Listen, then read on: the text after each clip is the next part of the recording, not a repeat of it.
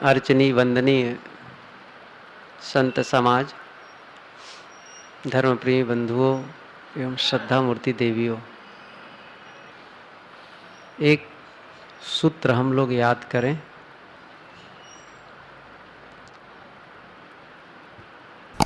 खुश रहें और दूसरों को भी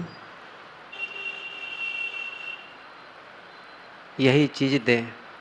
इसको इस ढंग से भी कह सकते हैं, स्वयं प्रसन्न रहें और दूसरों में भी प्रसन्नता बांटें। स्वयं सुखी रहना और दूसरों को भी सुख पहुंचाना। दूसरों को सुख तब पहुंचाया जा सकता है जब हम खुद प्रसन्न हो, सुखी हो। खुद सुखी नहीं है, खुद प्रसन्न नहीं है, तो दूसरों को हम प्रसन्न और सुखी कैसे कर सकते हैं। और दूसरा पक्ष यह भी है कि दूसरों को हम सुख नहीं पहुंचाएंगे, प्रसन्न नहीं करेंगे, तो खुद भी सुखी नहीं रह सकते, खुद भी प्रसन्न नहीं रह सकते। कैसे हो सकता है? दूसरों को तकलीफ दे करके क्या हम प्रसन्न रह सकते हैं? नहीं रहा जा सकता है। दूसरे के हक को छीन करके क्या हम प्रसन्न रह सकते हैं? नहीं रह सकते हैं। है एक ही बात, कहने के दो ढंग हैं।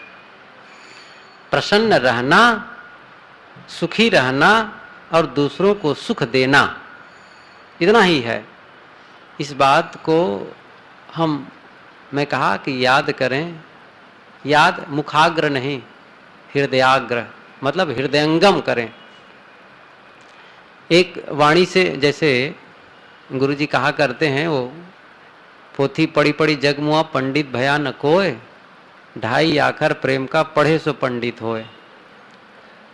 तो 2.5 आखर जो पढ़ लेता, प्रेम पढ़ लेता है, वो पंडित हो जाता है। तो एक बच्चा गया दौड़ करके प्रेम प्रेम प्रेम खूब रट लिया।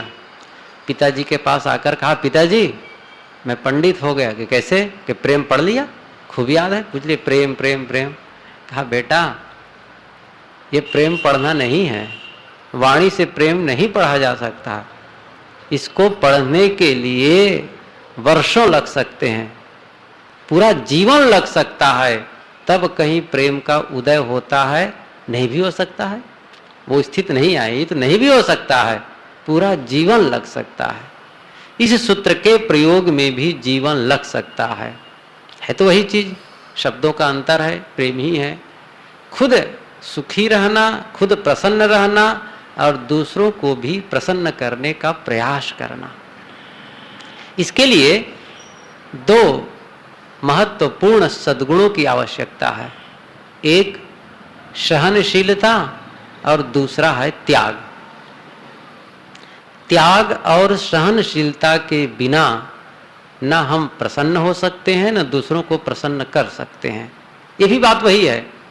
त्याग और सहनशीलता भी कहने के ये अलग अलग ढंग है, शब्दों का अंतर है एक ही चीज। त्याग जो करेगा वो सहनशील होगा, या जो सहनशील होगा वही त्यागी हो सकता है। वस्तुतः पूरे अध्यात्म को यदि हम समझना चाहें तो बहुत थोड़े में कोई एक सद्गुण हम ग्रहण करते हैं तो अन्य सारे सद्गुण आते हैं। किसी एक पक्ष को मजबूती से पकड़ लें तो अन्य सारे पक्ष अपने आप आएंगे। ये नहीं हो सकता है। जैसे हमें भोजन बनाना है, मान लो भूख लगी हो, तो भूख मिटाने के लिए भोजन बनाना है, तो भोजन बनेगा कैसे? अब उसके लिए अन्न चाहिए, अन्न के साथ और सामग्री। सोचिए, यहां तक एक नमक भी तो चाहिए, पानी चाहिए, ईंधन चाहिए, बर्तन चाहिए, समय चाहिए, ज्ञान चाहिए। सोचो, एक भूख मिटाने के लिए कितनी सामग्री, कितना उसके लिए आयोजन, वो सब कुछ आ जाना है। फिर कुछ उसके लिए बाकी रहेगा? सब कुछ। उसी प्रकार से केवल प्रसन्न रहना है, मन को शांत करना है। इसके लिए क्या हम अकेले में बैठ जाएंगे, मन शांत हो जाएगा? कोई ताला लगा देंगे, हो जाएगा?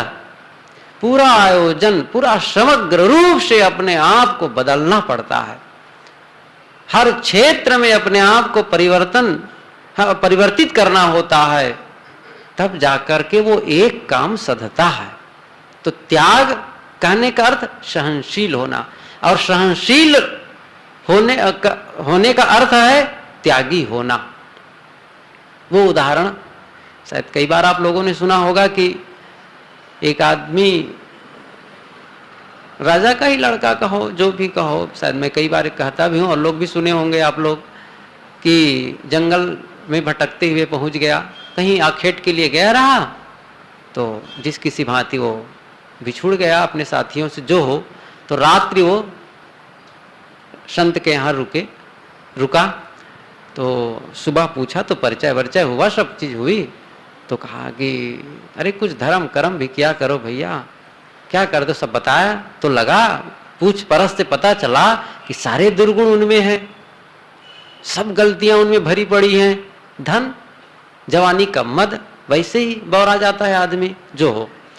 तो कहा कि अब संत के प्रभाव से प्रभावित भी था कि भगवान आप मुझे उपदेश करें तो बताएं, लगाते आप ये सब गुणों को करो। कहे मेरे में ये करना संभव नहीं है सब चीजें, कि एक काम तो कर लो। कि ठीक है, मैं निश्चय करता हूं कि आपके एक उपदेश का ही पालन कर सकूंगा। कि ठीक है, सत्य बोलना, गांठी में बांध लिया, सत्य बोलना है। और अब घर जब आया तो सुबह हुई, तो मन में ये हुआ कि शराब पीने के लिए जाना है मदिरालय में। अब जैसे घर से निकला तो पिता ने पूछा, बेटे कहाँ जा रहे हो? चुप। अब ये कह नहीं सकता कि मैं जा रहा हूँ शराब पीने के लिए, पिता को कैसे कहे। और ये भी नहीं कह सकता कि मैं यूं ही ऐसे घूमने जा रहा हूँ जबकि शराब पीने जा रहा था। कहा कि बड़ा गड़बड़ हो जाएगा, शराब पीने जा रहा हूँ कहना। और दूसरी जगह झूठ बोल नहीं सकता हूँ। चुप। लौट आया, रुक गया। दूसरे दिन उनको मन में हुआ वेश्यालय जाने का, वेश्या के यहाँ जाना है। बस तुक था। पिताजी फिर पूछ ले, बेटे कहाँ जा रहे हो? फिर रुक गया। कहा कैसे कहा जाए अब कि मैं अमुक जगह जा रहा हूं? नहीं कह सकता। फिर चुप। झूठ भी बोलना कठिन। ऐसा करते करते उसके जीवन के सारे दुर्गुण घट गए, छट गए। ये बात कहानी हो सकती, ये कहानी हो सकती है, लेकिन कहानीकार जो बात बताना चाहते हैं वो बहुत महत्वपूर्ण है। ये कहना चाहते हैं कि एक कोई सद्गुण हम धारण कर लेते हैं तो अन्य सारे गुण आते हैं, अन्य सारे दुराचार खत्म हो जाते हैं। इसलिए सहनशील होना कहो चाहे त्यागी होना कहो, बात एक ही है। तो मैं कह रहा था, प्रसन्न रहने के लिए, दूसरों को प्रसन्न बनाए रखने के लिए, प्रसन्नता देने के लिए दो गुण हमें होना चाहिए, उसका अर्जन हमें करना चाहिए, त्याग और सहनशीलता। सहनशीलता सबसे बड़ी बात। अध्यात्म के क्षेत्र में कई बार जब विचार करने लगो तो ऐसा लगता है कि सहनशीलता ही आध्यात्मिक शक्ति है क्या? आखिर हमें आध्यात्मिक शक्ति की कमाई करनी चाहिए, उसका अर्जन करना चाहिए। कौन सी आध्यात्मिक शक्ति? क्या आप दिव्य हो जाएंगे? जो जैसे विभूतिपाद में, योग दर्शन के विभूतिपाद में बात आई है, आप सिद्धि अवस्था को प्राप्त कर लिए तो क्या आकाश में उड़ने लग जाएंगे हम लोग? नहीं हो सकता है। ये तो बार बार यहाँ कहा जाता है, पूर्व प्रवक्ता ही कह रहे थे सब बातें गलत ही हैं, उस पर खंडन गुरु कबीर ने किया है। तो आकाश में उड़ने नहीं लग जाएंगे तो क्या हमें कौन सी ऐसी स्थिति आ जाएगी? कौन ऐसा अद्भुत गुण हो जाएगा? क्या हम और कुछ हमारा चेहरा कोई निखर जाएगा? कौन सी बड़ी बात हो जाएगी? बस वो गुण है, वो शक्ति है सहनशीलता। ये बहुत बड़ी बात है। सहनशीलता ही सारे सद्गुणों का मूलाधार करना चाहिए, एक बेस है। कोई हमको कटु कहा, सह लिए। किसी ने अपमान किया, सह लिए। सामान्य बात है। सदगुरु कबीर के जीवन दर्शन पर अभी सुन रहे थे, संक्षिप्त में, बहुत थोड़े में उन्होंने कहा। वो तो बहुत विस्तार से कह सकता था, लेकिन थोड़े में जो कुछ कहा बहुत अच्छा रहा। तो मैं कई बार सोचता हूं कि सदगुरु कबीर ने जिस प्रकार विदग्धात्मक रूप अपनाया, अपने वो सामाजिक जो तात्कालिक व्यवस्था थी, धार्मिक व्यवस्था थी, राजनीतिक व्यवस्था थी, तमाम जो पाखंड और अंधविश्वास था उस पर जो जिस कदर उन्होंने कहा है, बहुत बड़ी बात है। तो निश्चित है इसी परिस्थिति में उनको कष्ट देने वाले लोग रहे होंगे, और हुआ। जैसे 52 कष्णियों इत्यादि के बारे में, उनके बारे जो कथा लिखी गई है कि हाथी को उनके सामने छोड़ दिया गया, कुचल डाले, लेकिन हाथी विनम्र हो गया, सिंह को छोड़ा गया। कई ऐसी बातें आती हैं, अतिरंजित बातें हो करके भी जो बातें उभर करके आती हैं वह यह है कि उनको तात्कालिक शासन सत्ता के द्वारा उनको कष्ट दिया गया। लेकिन कहीं पर भी और लोग भी कष्ट दिए होंगे, तमाम जिनके विरोध में कहते रहेंगे। आरंभ में ये बात अलग है कि आगे चलकर कबीर साहब के प्रति सब लोग श्रद्धालु हो गए थे और उनके प्रेमी बन गए थे, लेकिन आरंभ में कोई विचार उठता है तो उस पर विरोध होता है, उसका घोर अपमान किया जाता है। तो कबीर को भी ऐसे किए होंगे, निश्चित है। लेकिन कहीं पर भी पूरी कबीर वाणी में ये बात नहीं मिलती है कि मुझको, ये तो मिलता है कि साँच कहो तो मारन धावे झूठे जग पतियाना, मतलब मारने दौड़ते हैं। साँच कहो तो सब जग खींचे, झूठ कहा ना जाए, लोग खींचते हैं, मारने दौड़ते हैं। लेकिन उन्होंने कभी नहीं कहा कि जो मुझे मारते हैं उनको भी मारा जाए, उनको भी सताया जाए, कहीं पर भी नहीं कहते हैं। बल्कि ये जरूर कहते हैं, जो तो को कांटा बुए ताही बुए तू फूल, तेई फूल की फूल है वाको है त्रिशूल। जो तुमको कांटा बोए उनको तुम फूल बो। मतलब देखिए एक सहनशीलता की ऐसी पराकाष्ठा, वो तो वैसा ही हुआ, तू मति हो अयान, वो निर्गुणिया तय गुणवंता मत एक ही में शान। एक वाक्य में भी नहीं कहते कि हम विरोधियों को मारने की कोई बात आती, कहीं नहीं कहते हैं। हर समय सहनशील। निश्चित है वो महापुरुष अपनी ऐसी स्थिति में पहुंचे थे, क्योंकि वो तो समझ लीजिए उनके बारे में कहना ही अलग है, वो किस स्तर के थे। वो पूर्ण रूप पूर्ण पुरुष संत थे, इसलिए सारे सद्गुण उनमें समाहित रहे। तो सहनशील, मैं ये कह रहा था, हम सम्मान को सह सकते हैं, अपमान को नहीं सह सकते। लेकिन एक बात और है, सम्मान को सहना भी हमारे लिए कठिन है। अपमान को जो सह सकता है वही सम्मान को भी सह सकता है। सम्मान को सहने का अर्थ क्या है? सम्मान को सहने का अर्थ यह है कि हम, कोई हमारा सम्मान करे तो हमारे मन में गुदगुदाहट न हो, उसके प्रति मोह न हो, उसके प्रति भी निरपेक्ष भाव बना रहे। यदि सम्मान किए और बड़ा आनंद दो, क्या पूछना है, बड़ा प्रशंसा किए और इसके लिए हम बिल्कुल समर्पित होने लग जाएं, इसका मतलब हम विचलित हो गए, सह नहीं पाए। ये समझ लें, जो जिन महापुरुषों को वर्तमान में हम देखते हैं कि वो बहुत उनका सम्मान मिल रहा है, हर्ष आदमी के लिए वो शक्ति नहीं है कि वो सम्मान को झेल सके, क्योंकि अपमान को नहीं झेल पा रहे हैं, सीधी सी बात है। और महापुरुष जितना, मान लो हम ज्यादा दूर नहीं जाएं, गुरु जी के उदाहरण लेते हैं। गुरु जी का को जितना सम्मान लोग देते हैं, जितना उनकी पूजा अर्चा होती है, यदि एक सामान्य साधक को, हम लोग जैसे को मिल जाए तो हम बौरा जाएंगे। मैं सही कह रहा हूं, आप लोग भी यकीन मानिए कि पागल हो जाएंगे कि क्योंकि वो सह नहीं पाएंगे। अरे हमारा इतना सम्मान, इतनी पूजा अर्चा, क्योंकि उसकी क्षमता भी तो चाहिए। और गुरु जी को अपमान उतना मिलता है जिसको सह चुके हैं, इसलिए सम्मान की कोई बात नहीं। और हम लोग को अपमान मिलता है तो विचलित हो जाते हैं, सम्मान मिलता है तो विचलित हो जाते हैं, सही पद में नहीं रह पाते हैं। ये और बातों पर लिख सकते हैं। सहनशीलता के विषय में एक उदाहरण याद आया, कैसे हम सहें, अपने आप को सहनशील कैसे बनाए। महात्मा लोग उदाहरण देते हैं। एक भक्त संत के पास गया और कहा कि संत जी, संत भगवान, संसार में बड़ा जीना बड़ा कठिन है। कोई अपमान करता है, कोई सम्मान करता है, कोई गाली देता है, कोई कुछ कहता है, मतलब यहाँ रहने में बड़ा कठिनाई है। कैसे जिया जाए इन लोगों के बीच, कैसे अपने आप को बचाया जा सकता है कि सबके प्रति सही व्यवहार हो सके। उन्होंने कहा ऐसा करो, यहीं से 1 किलोमीटर दूर एक मजार है, समाधि है एक आदमी का, साधु का जो कहो, वहां चले जाओ और वहां जा करके खूब गाली देना उसको, खूब। 1 घंटे का समय दिया गया, 1 घंटे में जितनी उसका जितना अपमान कर सको, जितनी गालियां दे सको देना। गया और लौट के आना, बताना मुझे। लौट के आया, पूछा गालियां तुमने दी? हाँ। अपमान किया खूब खूब? जली कटी उनको कहा कुछ उत्तर आया? उत्तर कहां से आएगा? अरे वो तो मुर्दा है, समाधि है, मजार से कहां से उत्तर आएगा, मरा हुआ है। ठीक है कल आना, लेकिन ख्याल रखना कुछ फूल, कुछ अगरबत्तियां इत्यादि लेते आना। ठीक है ले आए। कहा कि जाना और खूब उनके सम्मान में गीत गाना, आरती करना, वंदन करना, खूब घंटों तक, 1 घंटे तक के उनके जिस ढंग से उसका सम्मान आरती वंदन कर सको करके आना। लौट के आया, पूछा कुछ उत्तर मिला? तो कुछ उत्तर नहीं मिला। उससे उत्तर क्या मिलेगा, वो तो मुर्दा है।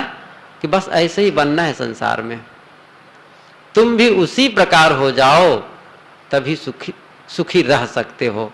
कोई अपमान करे कोई बात नहीं, सम्मान करे कोई बात नहीं। ये मैं जो कह रहा हूं कहना बहुत सरल है, सुनना भी सरल है। जितना कहना सरल है उससे सरल तो सुनना भी है। हम सब इसका प्रयोग जीवन में करेंगे और कहीं वो झटका लगेगा, उस समय अनुभव करेंगे। किसी ने अपमान किया और झुंझलाया मन, तो ख्याल करें क्यों झुंझला रहे हो, इतने बड़े हो गए हो। वो अटैक, एक ब्रेक लगेगा मन में, एक ब्रेक लगाना होगा। किसी ने गाली दे दी, विचलित हो गए, क्यों विचलित हो रहे हो? ऐसा समझा करके अपने आप को वो स्थिति में लगे। एक दिन का काम नहीं है, मैं बता दूं, सब लोग भी अनुभव कर सकते हैं। कहना सरल, सुनना सरल, लेकिन प्रयोग में लाने में समय लगता है। कहने में क्या लगता है, एक तरफ से जीभ हिल रही है, दूसरी तरफ से चुपचाप बैठे कान में जा रहा है। जीभ का व्यायाम मात्र न समझे इसको। ये तो चूंकि कहना सुनना आवश्यक होता है, लेकिन इसका प्रयोग जब उसको तत्काल जब वो घटना घटेगी हमारे लिए, उस समय हम अपने आप को साध सके, तब बड़ा काम बनेगा। इसलिए सहनशीलता बहुत जरूरी है हर क्षेत्र। ये आध्यात्मिक हमारे धर्म की कसौटी, ये समझ लें, हम कितने आध्यात्म की ऊंचाई में उठे हैं या हम कितना आध्यात्मिक हुए हैं, इसकी कसौटी इसी से है। ये समझ लें, हम कितने भजनानंदी हैं, इसके और कुछ कसौटी नहीं है। कसौटी यही है, पत्नी ने अपमान किया, पुत्र ने अपमान किया। अब नजदीक वाले तो ज्यादा अपमान करते हैं ना, दूर का अपमान तो हम सह लेते हैं। बस की यात्रा में हो, ट्रेन की यात्रा में हो, यूं ही कहीं गए हो, किसी ने अपमान कर दिया, किसी ने गाली दे दी, चुपचाप सह लेंगे। लेकिन कहीं लड़का अपमान कर दिया, ओफो, ये नहीं सहा जा सकता है।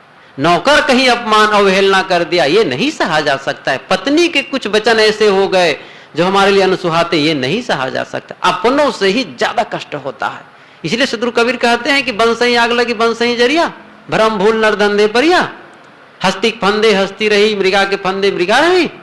अरे जिनको तुम समझते हो कि अपना है, वही तो ज्यादा दुख देता है, या हम उससे ज्यादा दुखी होते। वो दुख देता है नहीं देता है वो अलग विषय हुआ। हम उनसे ज्यादा तकलीफ महसूस करते हैं, वही हमको लगता है कि नस्तर चुभा रहा है। कैसा अद्भुत लगता है। क्यों? बहुत ज्यादा मान लिए हैं। न माने वो भी बात नहीं आएगी।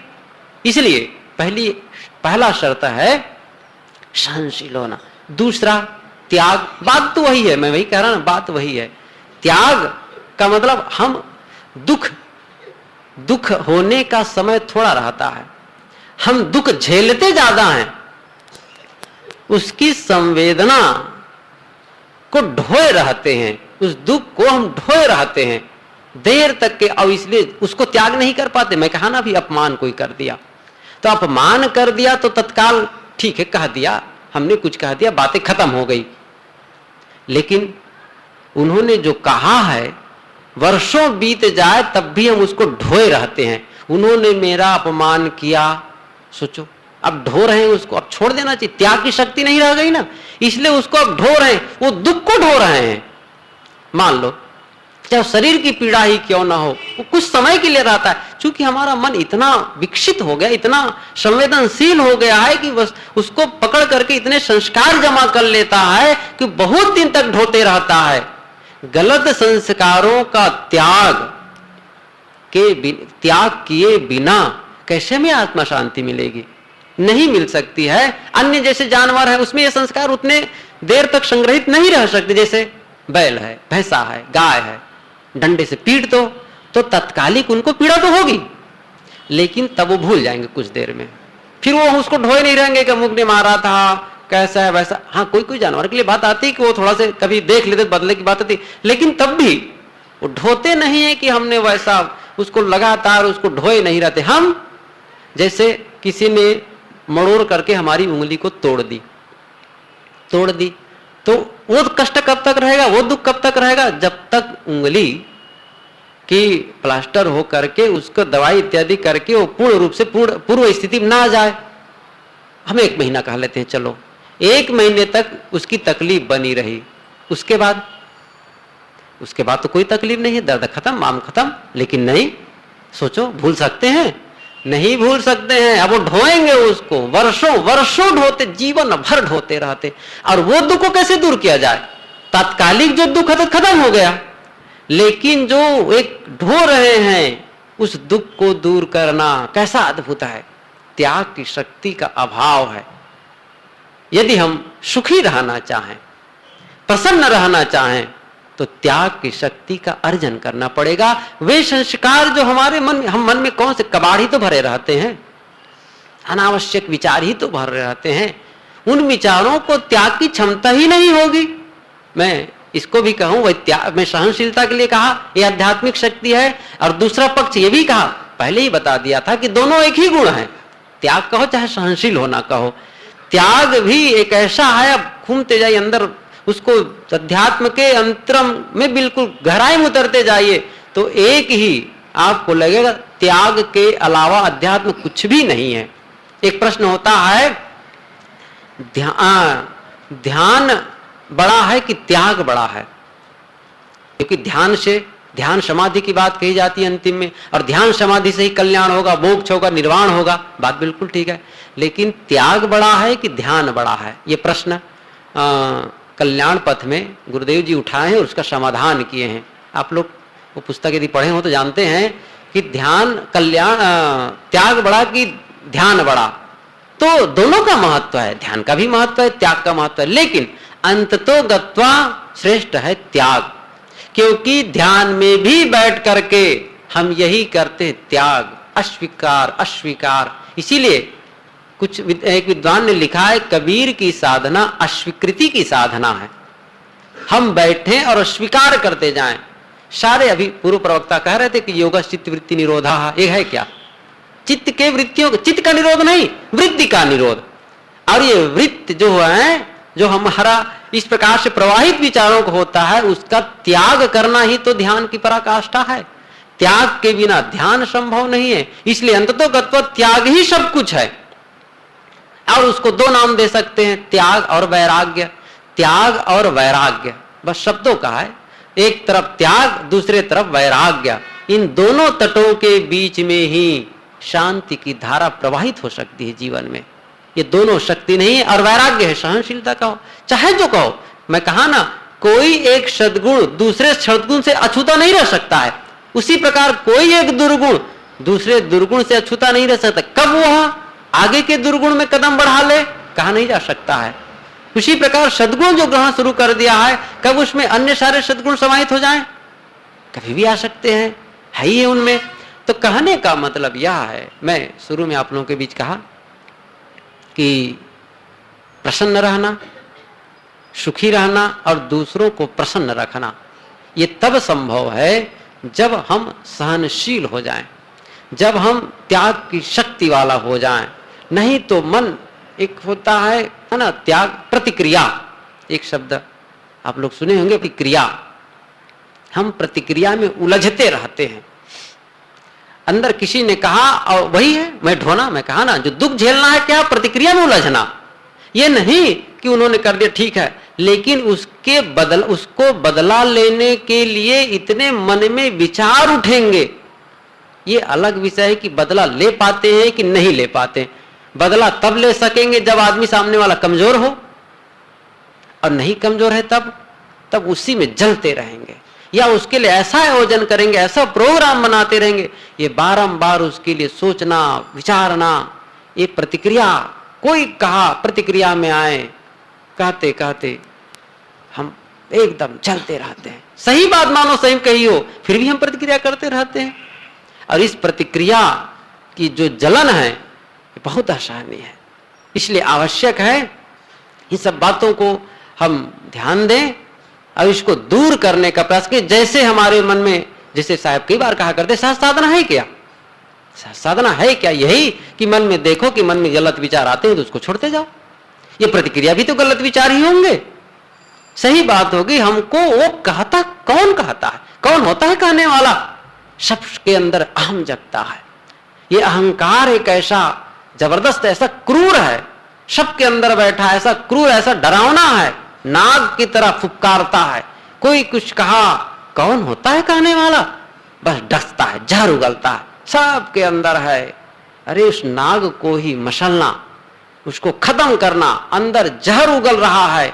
अब उसके उस जहर से हम खुद पीड़ित हैं और दूसरों को भी पीड़ा देते हैं। प्रश्नता कहाँ रहेगी? अंदर से जहर खत्म हुए तब तो। जहर ही खत्म नहीं हो रहा है। साहब कहते हैं कि वो जहर को खत्म करना है। प्रतिकूलता सामान्य सही बात हो तब, लेकिन अहंकार रहेगा तो सही बात भी हमको खटकेगी, हम उसको सह नहीं पाएंगे। कौन होता है हमको उपदेश करने वाला कि हम नहीं जानते हैं जो बड़ा उपदेश करने वाला है? एक उदाहरण, पंचतंत्रम कहानी आती है। बरसात का समय, बंदर बैठा था और बया पक्षी वो घोंसला बना करके किनारे रहा। तो हुआ क्या, पानी जोर से बरसने लगा। तो जोर से जब बरसने लगा तो पानी में भीग गया। और बया पक्षी अपने घोंसला में बैठ करके देख रहा है कि बंदर कांप रहा है। बंदर कब कभी आई। तो वो पंचतंत्र में एक श्लोक तो याद इस समय नहीं है, लेकिन इतना है उसमें एक भूलता है कि भो भो वान रहा, अंत में आता है कि निडास चंचु मात्रा ही तय स्त्रीणई हस्ता पादा दि संयुक्ता युवम क्यों वशिदत। अरे हम तो निडास चंचु चोंच से ले लेकर के तृण बटोरा और बना लिए घर। तुम्हारे हाथ हैं, पैर है, युवम क्यों वशे, तुम क्यों कांप रहे हो? क्यों घर नहीं बना लिए अपने लिए? तो बरसात पानी रुका। तब बंदर ने कहा, बड़ा उपदेश देने वाले हुई हो, असमर्थे गृहारंभो समर्थो गृह भंजने, असमर्थो गृहारंभे और समर्थो गृह भंजने। मैं अपने घर को बनाने में असमर्थ हूं, लेकिन दूसरे के घर को तोड़ने में तो समर्थ हूं। उठा और बह पक्षी के सब घोंसला को तोड़ तोड़ के फेंक दिया। सोचो बह ने क्या कहा था? गलत तो नहीं कहा, ठीक ही कहा था, लेकिन कौन होता है वो कहने वाला? इसीलिए वो नीतिकार आगे कहते हैं, उपदेशो ही मूर्खा नाम प्रकोपाय ना शांत है। बोलिए सदगुरु देव की जय। साहिब बंदगी।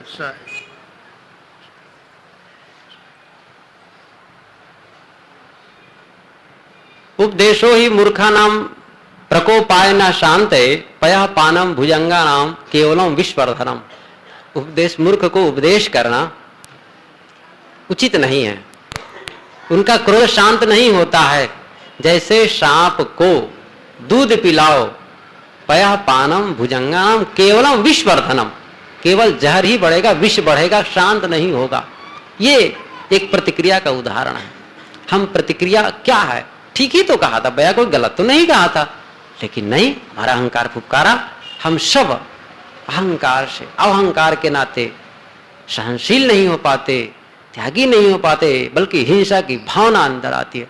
और हिंसा जब तक है, अहंकार जब तक है, तब तक हिंसा है।